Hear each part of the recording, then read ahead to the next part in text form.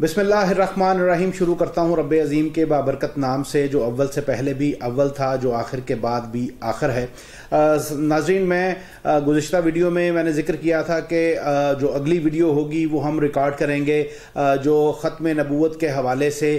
جو قانون میں سیاسی جماعتیں جس طرح سے کلا بازیاں لیتی رہیں اور ختم نبوت کے جو نفاذ ہے، ختم نبوت کا جو نصاب ہے، جو ہمارا نصاب ہے، اس میں ختم نبوت کے حوالے سے جو چیزیں اس میں درج ہیں ان میں کس طرح سے ترمیمیں کی جا رہی ہیں اور کس کو یہ راضی کرنے کی کوشش کی جا رہی ہے. لیکن میں آپ سے معذرت چاہتا ہوں کہ اس پر ویڈیو، اس سے بعد والی ویڈیو میں شاید میں آپ کو ریکارڈ کر کے اس میں ساری تفصیلات آپ تک پہنچاؤں. ابھی جو کرنٹ ایشو چل رہا ہے وہ یہ ہے کہ حمزہ شہباز اور جو شریف فیملی ہے اس کو ہائی کورٹ سے ریلیف کیوں مل جاتا ہے اور تمام مسائل ان کے جو ہیں وہاں پر آ کر ہی حل کیوں ہو رہے ہیں. یوں تو جو مسلم لیگ نواز ہے،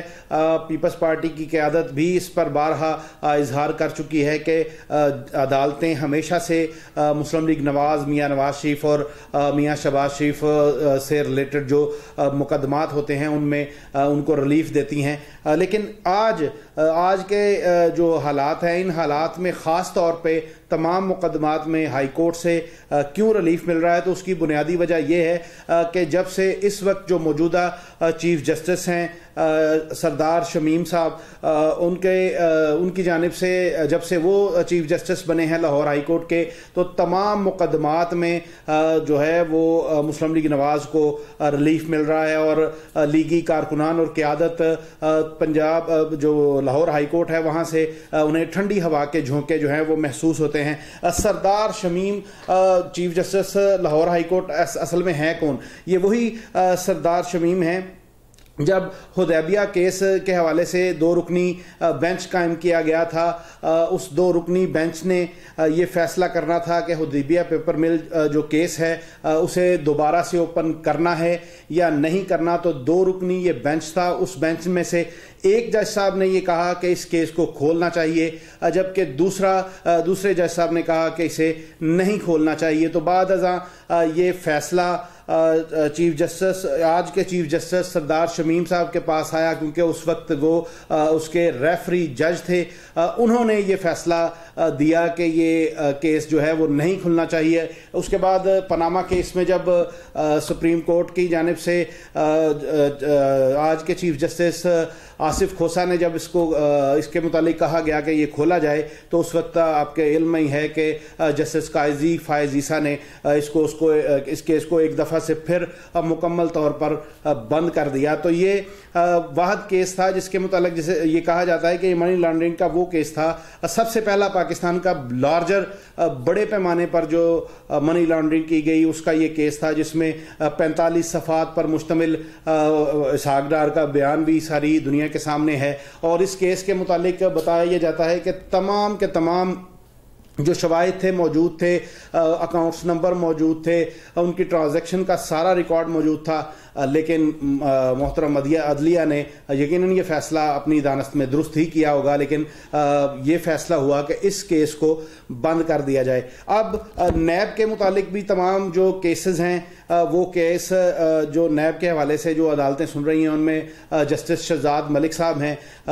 وہ جتنے بھی مسلم لیگ نواز کو جتنے بھی ریلیف مل رہے ہیں ان میں خواہ میاں شہباز شریف کی ضمانت کا کیس ہو، میاں شہباز شریف کا نام ECL میں سے نکالنے کا ہو، حمزہ شہباز کی ضمانت کا ہو، یا دیگر ایون کہ جو ماڈل ٹاؤن کی JIT ہے، اس JIT میں بھی جو JIT میں نے جس بینچ نے اس JIT کو بند کرنے کا فیصلہ کیا، اس میں بھی جناب جسٹس شہزاد ملک صاحب موجود تھے. تو بتایا یہ جا رہا ہے کہ ذرائع یہ کہتے ہیں کہ یہ تمام جو جج صاحبان ہیں ان کے تعلقات مسلم لیگ نواز کے ساتھ خاصے درینہ ہیں. کچھ ججز کے متعلق یہ بتایا جاتا ہے کہ ان کے ورکرز رہے ہیں، ان کے لائر جو سیاسی حوالے سے بھی ان کے ساتھ ان کی وابستگی رہی ہے، اور خاص طور پہ اس وقت لاہور ہائی کورٹ میں متعدد ججز ایسے ہیں جن کو افتخار چودھری صاحب نے ان کو جو ہے وہ پوائنٹ کیا تھا. آپ اس پہ تھوڑی سی تحقیق کریں تو ساری چیزیں واضح ہو جائیں گی. تو یہ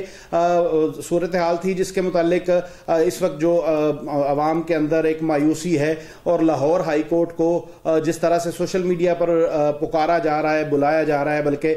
میں ایک پوسٹ دیکھ رہا تھا جس میں یہ کہا، کسی دوست نے یہ کہنے کی کوشش کی کہ اگر کلبھوشن یادو کو بھی لاہور ہائی کورٹ پہ اگر